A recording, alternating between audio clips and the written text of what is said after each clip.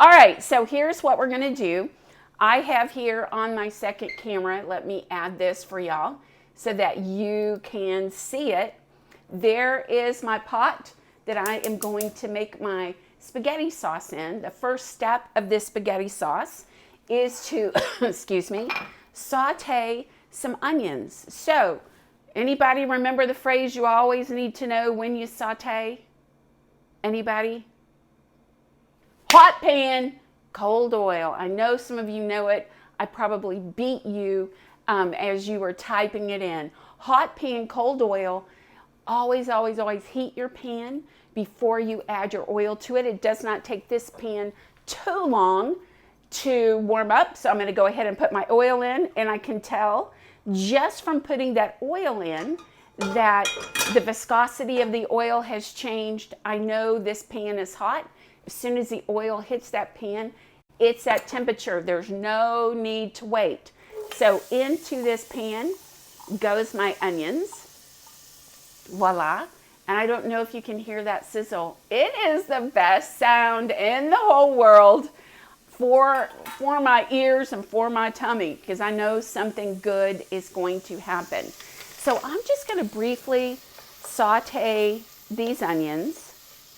Now, what's the one thing I can add to these onions that will help them, deliver all their delicious goodness to this dish? Anybody?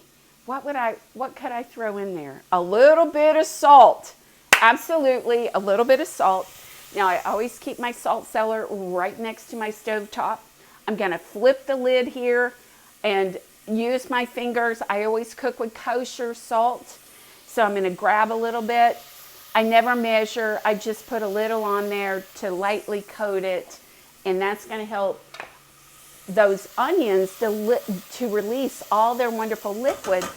The other thing it does when you put just a tiny bit of salt in at each stage of your dish, you're layering in flavor. So instead of doing a gigantic salt bomb at the end, you just layer in the flavor bit by bit. Always at the end, you want to taste and adjust your seasoning, but begin to layer it in little by little. Now remember, if you use table salt to cook with, it's way more salty than kosher salt. So be super, skimpy with it. With kosher salt, it's a bigger grain, measure for measure. It's not as salty. That's why chefs use kosher salt for its pinchable grains. Those large grains, you get a feel for how much you've pinched will add saltiness to your dish. So these are sauteing very nicely. I want these onions to release all that liquid and maybe just brown a tiny bit. And I'm not going to brown them you'll see brown all in this skillet, but I want just a tiny bit of brown. And then you know what? If your skillet goes dry, just throw in a little bit more olive oil. So I'm not a huge fan of saying add, 2 tablespoons of oil to this pan to saute your onions, because guess what? You may be cooking in a totally different size pan and maybe the onions would be soaking in the oil. So just use your, noggin to visually ascertain how much oil you want to put in this pan. Now, I think somebody asked me what kind of oil I used. I love cooking with olive oil. So for kind of a low temperature saute, which is what this is, olive oil is perfect. The other oil I use in my kitchen, which always sits on my counter here with the olive oil, is avocado oil. It's a higher smoke point if I want to get something really, really hot. And then look, you can tell, can you guys see the difference? So I don't have to have the bottles out to tell me which of these oils is olive and which is avocado, because just visually I can see that the olive oil is a deeper green than the avocado oil. So those are the 2 oils I cook with. And then of course, when I do deep fry, I use peanut oil. All right, so these onions, they're sauteing. I do see a tiny bit of brown forming. Now also, adjust the temperature on your stovetop when you're doing, operations like this in the kitchen to maintain the level of heat that's needed. I'm also not a big fan of leave it on high or turn it down to medium. I'm more a fan of telling you what to look for so that with your cookware and your stovetop, you can make those adjustments on your own. Because look, every cookware cooks differently. It conducts heat differently. Every stovetop, the same thing. The BTUs on my stovetop may be more or less than yours. And so it's, you want to be able to regulate that on your own stovetop. So always look for the result. And the result here is I am beginning to see some brown on those onions. That's exactly what I want. The next thing I'm going to throw in here, garlic, my favorite vegetable. Who loves garlic? Yeah, there we go. Tell me, who loves garlic? I'm a huge garlic lover. Now, the recipe calls for 4 cloves of garlic. I probably used 6 or 7 because some of them were really small. And so, you know what? I say, if you're a garlic lover, use as much as you would like. Even a 1/4 cup of garlic would be very good in here. I bet you I put probably 1.5 tablespoons of garlic. Now, I could have cut up more, but I didn't. So, because, and I'll talk about this in a little bit, my Italian seasoning has a tiny bit of garlic in it. So there's no need to overdo the garlic. Now, when you add garlic to your skillet, don't let it cook for an amazingly long time because you don't want that garlic to burn. And you don't want it to cook off all of those essential oils. You want those oils to be absorbed into the other ingredients. So, what are those other ingredients that we're going to add to this skillet? I've got here a can of crushed tomatoes, and as I've already said, I don't use a lot of canned ingredients, but I'm going to tell you, always have canned tomatoes on hand. Into the skillet goes those canned tomatoes. I'll get my wooden spoon here, get out every last little bit I can. Now, I happened to buy fire roasted tomatoes. You don't have to have fire roasted tomatoes, but a can of crushed tomatoes, and we'll talk about that, the different types of tomatoes, which we did when we talked about chili mac, but I thought it might be a fun refresher. And then the other thing I have here is just an 8 ounce of tomato, sorry, it's 8 ounces. Yeah, I thought I misread it at first. And then that goes into the skillet as well. And y'all, that's it, okay? We're gonna turn the heat down. We're gonna cover it. You know what? I will recycle that later.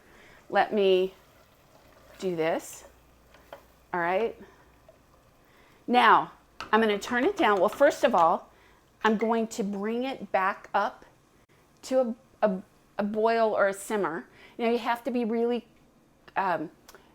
careful with tomatoes because guess what? They will burn.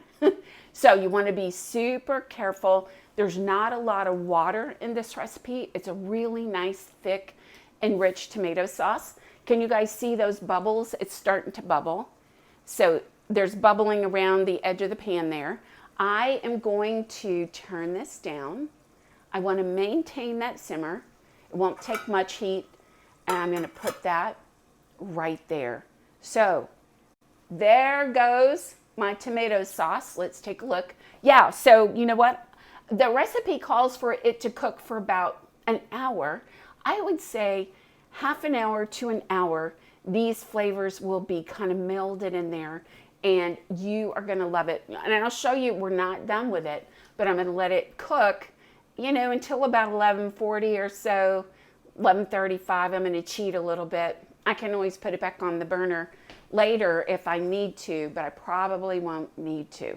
All right, so I have my water boiling on the back burner for my spaghetti, and you know what? I may just go ahead and get that cooking before I do my presentation so I know that it will be done.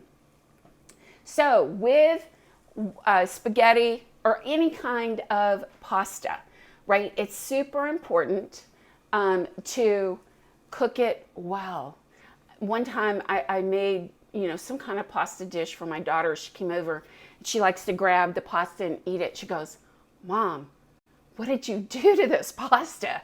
And I said, "You know what? I just put some salt in the water, Cook the pasta in that salted water and it is like transformed.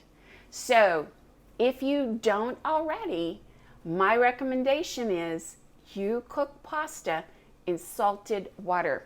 In fact, you know what I'm going to do? I am going to trade places these with this spaghetti and with this salted water. Okay, there we go. It's just the water that's boiling. You can see that there.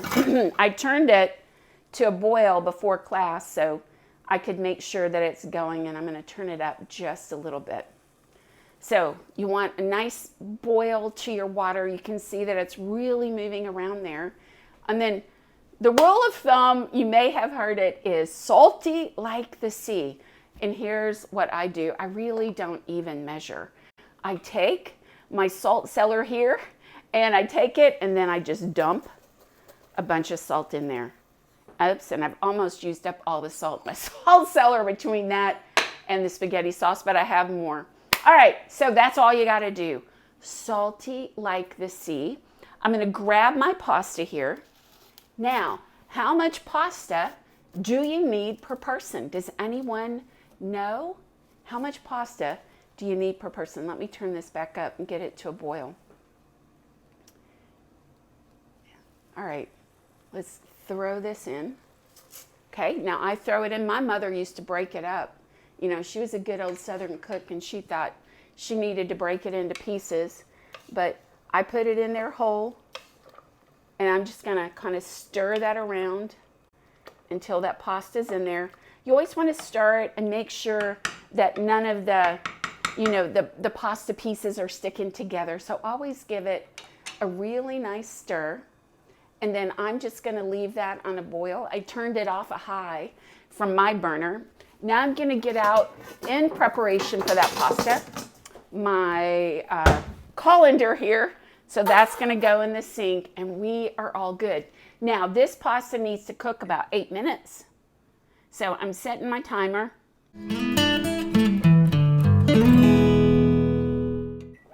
And that is, tomatoes used to be considered poisonous.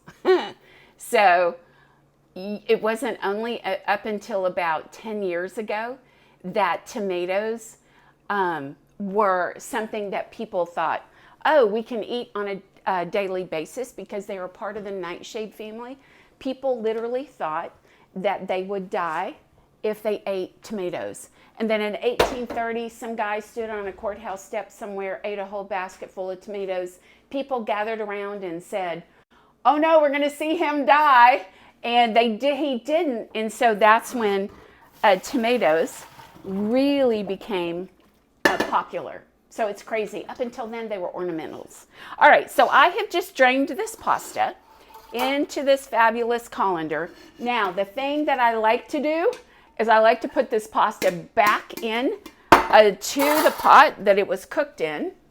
And I just like to let it dry out. So if you ever have a problem with watery pasta, this is how you solve that problem. So that I'm just going to stick on the back burner. I'm going to move my spaghetti sauce up here. And let's do that. And then let me move my camera to my cutting board, show you how I cut these vegetables. And then it's almost spaghetti time here in my house. All right. Did I miss any questions, Austin, during that brief time away? Okay. So when we chop an onion, right, the first thing you do is not peel it. So don't be peeling those onions, right? You want to make a few cuts on this onion before you peel it. So the root is the most important part of the onion when you are chopping it. So here's the root end of the onion. Here's the stem end. And this is the dirtiest part of the onion here. So you want to cut that little bit of that dirty part off, not too much, because you don't want to cut through the root. So that's all I cut. And you can see here the root, you can see that right there, is still holding this onion together. Now, the other cut you want to make is you want to put this onion flat. So you cut a little bit more off the stem end. And then wherever this root is, you can see this root is kind of over here to the side, right? You just want to take your knife and cut halfway wherever that root is. So I've got 2 pieces of onion now. This is when you want to peel your onion, because look, it's when the peel is the most accessible. So don't spend, like 10 minutes trying to peel that onion before you chop it. Make those 2 maneuvers first. All right, then you want to put this onion flat on your cutting board. So you always want a flat surface for whatever it is that you're cutting, because you don't want it to roll around on your cutting board. Here is the root end. This is the stem end where I cut just a little bit more off. Now you've got to get this as close to the edge of your cutting board as possible so you can maneuver your knife with your fingers and all that good stuff. So fingers on top, always fingers on top. Take your knife, make a horizontal slice through the onion towards the root, but don't slice all the way through. See how my onion's holding together? Now the more horizontal slices you make, the smaller the dice. Fingers on top, and then another horizontal slice. You can do 1 if you want really big dice, but I always do a couple depending on what it is that I'm working on. And then I'm going to take this onion, I'm going to turn it 90 degrees so the stem end is facing me, and I'm going to take the point and the tip, this part here of my knife, and I am going to make some vertical slices. Now, the vertical slices, if you want to make a great dice, should match the width of the horizontal slices that you made before. So fingers behind that knife as it moves along, and fingertips curled under. Take your point and your tip, make those vertical slices right through that onion. Turn it, and then here again, the root end, stem end, this is when the magic happens. And you're going to go right through the top of that onion. Look. And you got diced onion. Now, if I wasn't talking you through that, right, it would take you 20 seconds to dice this whole onion. Now, because, we were slicing through the top of the onion like this, the onion, as you get closer to the root, becomes really unstable. So here's what I like to do. Boom, tump it over, and just keep gnawing away at it with your knife. And I even turn it, and I get as much onion as I can from around that root. Now you might end up with some, odd pieces of onion. You can just take your knife and go right through it, unless you're working for, a French chef who wants it in a fancy French dish and wants them all the same sizes. It's okay for us home cooks, to have a few uneven dices in our onion. All right, so now my other favorite tool in the kitchen is this beautiful bench scraper. Love my bench scraper, and look why I love it. I'm going to pick up this diced onion, like voila, and in it goes to my bowl. And look, there's no reason to run your blade of your knife along this wooden cutting board and dull that knife when you have this $6 tool that you really don't care about for that purpose. So I highly recommend you get a bench scraper. All right, now on the garlic, you can see dirty end of the garlic here. That's the root end, and then the stem end. Now garlic and onion are cousins in the garden. Maybe that's why I love them so much. So when we take the cloves out of this head of garlic, the first thing you want to do is bring your debris bowl over and get off as much of that paper as possible. And sometimes at this point, it's easy enough just to pull one of those cloves out. Sometimes it's not. If it's not, just take the head of this garlic, put it stem side down, and then put all your weight on it and give it a little jiggle.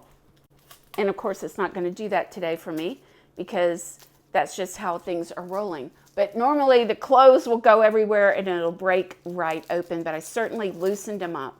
So there's your cloves for this fabulous garlic. Now, how do you release that clove from the paper? That's the other challenge. I've seen people, this is the root end of the garlic where that little hard spot is on the garlic, and then here is the stem end. And I've seen people kind of cut this stem end off, but you really don't even have to do that. The way you want to do this is you want to take your bench scraper, hopefully not your knife for this operation, and give it a whack. And look, it comes apart, and then pick it up by the stem end and just wiggle that paper, and then out comes that clove. Voila. Now, throw that into your debris bowl, and then take your knife, and I simply just run my knife through this garlic like that and cut it, and then I'll turn it and just keep running through it. You see I have my fingertips on the tip of my knife, and I'm guiding the knife with my right hand where I'm holding it, and then my fingertips on my left hand just to help keep the knife. It gives me some leverage to kind of make that motion and just chop all the way through there. And there you go. And that's how you do it. Now, if you end up, sometimes you can buy garlic that's peeled already. Perfect. You can smash it if you want and, chop it just like that. Or you can do exactly what I did with the onion, which is make that horizontal slice and then some vertical slices and then go through the top of it just like you chop an onion. So you have a couple of options there. I mean, I love peeled garlic, and certainly a lot less hassle. There's nothing wrong with it. It's just that it tends to go bad before I use it up. So I buy it both ways. When I get it with the head, those cloves are kind of wrapped up and less exposed to the elements that will make them go bad. The other thing is, when I have a bunch of cloves that I've chopped, I have this garlic keeper here, and I put those broken up cloves, and that's where these cloves will go, into this garlic keeper. It's dark, it has holes in it, air can get in, but it keeps it dark. That darkness helps discourage that garlic from sprouting. All right, that's onion and garlic. Let me go back over here. Here's our beautiful tomato sauce. I'm loving it. And here's the last step I'm gonna make with this tomato sauce, and that is I'm gonna season it. And I'm going to put, oh, look at that, y'all. That looks so good. Now, right now, it's just, it just really is a tomato sauce. And it's not gonna have a lot of flavor. So I take and of course I buy, Italian seasoning and all my seasonings in really big containers. And actually I buy this. It's actually Sicilian. And so they put some dried garlic in here, and they also put red pepper flakes. Y'all know how much I love red pepper flakes. So you can imagine I buy the Sicilian. And then you put 3 tablespoons of that into here. Now, some of you may be asking, why in the world do you do that at the end? Here's my big tip. When you put herbs in at the end, they're going to release their oils, and you have a much vibrant flavor. If you cook them in this tomato sauce at the beginning, you'll notice that you will not have that vibrant flavor. There's something about that cooking process that those oils evaporate, the flavors evaporate. So whether I'm cooking with dried herbs or whether I'm cooking with fresh herbs, I throw them in at the end. Yeah, that's my biggest tip about cooking with herbs. I just try not to throw them in too soon. Sometimes, if you cook with rosemary and thyme, and they will infuse into the dish, and that is perfect. But I would definitely throw some fresh in at the end as well. All right, I'm gonna grab my spaghetti bowl here. I'm gonna plate this up, and I'm gonna show you how this is. Look how quick this has all come together. So let me put that there, and I'll put this. Let me grab my pasta out of this pot. so it's nice and dried off. Now you'll notice I did not rinse my pasta. I'm not sure if anybody has any questions about that. But the one thing you don't want to do with your pasta is rinse it, because you want that pasta to have that starch that will hold on to, right, the sauce. So you definitely want to do that. Now you could do this a couple of ways. You could sauce this pasta in this pot. I tend to just take my pasta, load it up in my bowl, and then I'm going to grab my sauce over the top. And it's just going to take a couple of scoops of spaghetti sauce. So, you know, whatever floats your boat, whatever makes you happy. And then, so look at that beautiful bowl of pasta. And then let me show you, before class, I actually grilled some Italian sausages because I do like Italian sausage, and there you go. Now, the coup de grace for this would be some Parmesan, which I will grab out of my refrigerator and grate while I finish taking some more questions and answering some more questions. So here is my Parmesan. I buy it in a really big block, and then I keep it in my refrigerator. Parmesan is something I generally always have on hand as well. All right, let me get this. I've got this hand, grater here. It's a microplane. And then here we go. Let's get some cheese on top of this. All right. And then look how gorgeous, y'all. All right, who's wanting spaghetti tonight? Right? I know I am.